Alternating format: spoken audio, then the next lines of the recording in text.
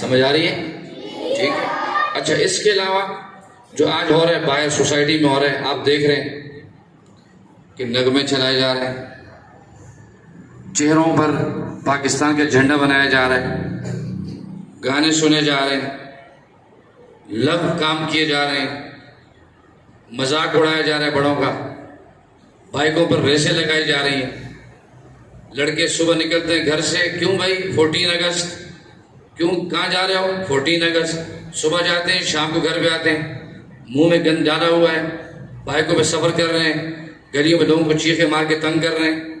اس 14 اگست کا مقصد یہ نہیں ہے کہ ہم اپنے چہروں پر پاکستانی جھنڈا بنا لیں اور مزار قائد چلے جائیں یا بائکوں پر چکر لگائیں یا گھومتے رہیں، چیختے رہیں، چلاتے رہیں، اوروں کو پریشان کریں. اس کا یہ مقصد ہرگز نہیں.